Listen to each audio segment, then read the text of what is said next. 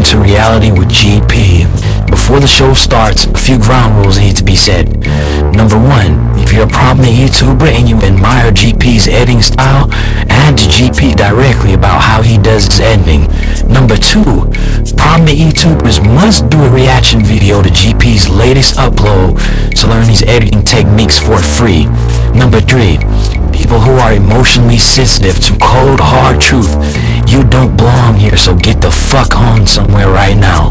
Number 4, any non-black women or black women under the age of 40 who find GP romantically or sexually attractive, refrain from advances, or else you will get blocked. Number 5, if you are an attractive 40 to 55-year-old black woman and you would date and or marry a 24-year-old man, inbox GP on Instagram. It's GP, your show starts in less than 30 seconds. You ready? You damn right I'm ready. And make sure I look good for the camera just in case one of these fine ass grannies decide to tune into the show. Alright, let's get it. Yo, what's good with y'all? Back and I got a few videos I'm gonna report on for y'all today. I'm let the first video play and I'm gonna come back and get my perspective on it as usual. Now let's roll that video.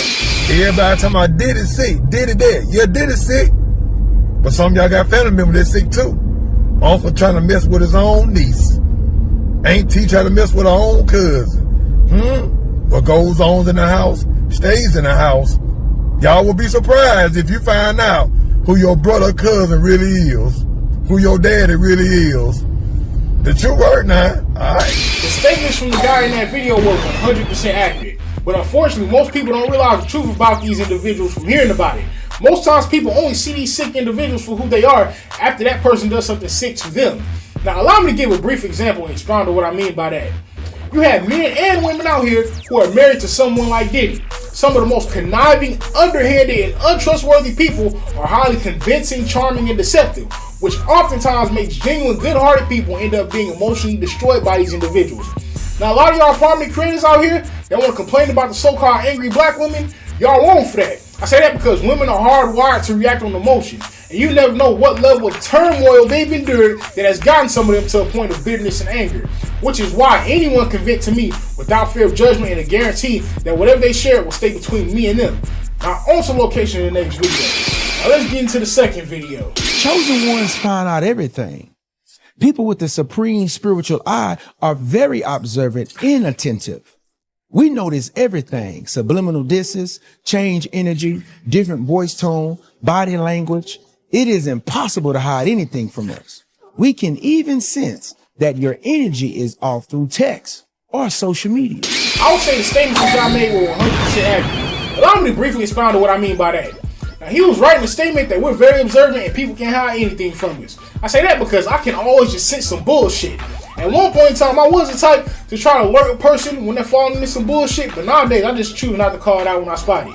The reason being that I know the majority of people wouldn't believe it and will hold one of few assumptions that either you're hating on them, you're jealous, or you were wishing you were in their shoes in the bullshit they falling for. Now these people will side with and do everything to protect an individual that has nothing but ill intentions for them. And with these situations, I've always noticed it's years later, the person I tried to warn reaches out and tells me that I was right and they should have listened to me, and ends up venting to me for hours about all the BS they endured in that situation. Now on to location in the next video. On to the final video. Have you ever wondered why the kindest souls often seem to be the most alone? These are the people who care deeply, feel everything intensely, and love without limits. They give their all, only to later realize that others have taken advantage of their generosity.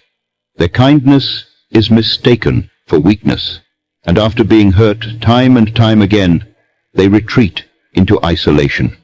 Weekends are spent indoors, solo trips become their escape, and they find comfort in solitude. They convince themselves that being alone is easier. But eventually, solitude gives way to a desire for connection, and they venture out once more. This time, though, they're more cautious, choosing their friends with care, seeking relationships built on mutual respect. Through this, they grow wiser, more confident, stronger, and more assertive. Yet, this newfound strength can be misunderstood. People think they've changed, and some drift away. But no matter how others perceive them, Those who are truly kind will always remain so. It's their essence, their core. Embrace who you are. That video had a highly unparalleled level of precision describing my life in general. Now, when people get to know me and discover that I'm one of the most kindest and gentle people you'll ever meet, they usually tend to take me for granted and only appreciate me after losing me. Now, allow me to give an example and expound on what I mean by that. My dating experiences, for instance. Every single time I've had a serious relationship, the woman initially rejected me and I went on about my business, completely diverting my attention into myself. But once I started to gain momentum in terms of progressing in every aspect of my life, it seems women who initially rejected me tend to reappear in times of progression that I completely keep to myself and become interested in me all of a sudden. And I always end up asking them out again after noticing their interest in me, and they say yes.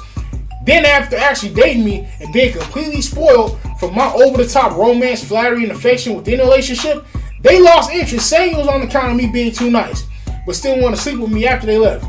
Now, so far, this only happened to me at the point in time when I was still dating women around my age. And it's due to the underappreciation for over-the-top romantic guys like myself amongst my generation that I'm 25 years of age and only date 40 through 55-year-old black women. Now, some guys might say I'm set for this, but I truly don't care. It's my deepest desire to meet a seasoned, wife-material woman, romantically sweep her off her feet, actually court her, start a romantic relationship with her after a few dates, constantly providing unmatched levels of love, loyalty, and affection to her within the relationship, eventually getting married while upholding my natural over-the-top romanticism and all of my words and actions towards her, with the ultimate end result of this being my lifelong exclusivity to her while also having her lifelong exclusivity to me. And from my personal experience, I know there's a slim to none chance of women amongst my age group being mentally or emotionally receptive to the levels of romance, catering, and spoiling that accompanies my style of dating. Which is why any interaction between me and women within my age group will always be kept non-romantic, non-sexual, and completely platonic. Now, y'all comment your thoughts below, and also hit the like, subscribe, and share buttons if you enjoyed the content. Now, that's it for this week, but y'all stay tuned for the lineup I got coming next week.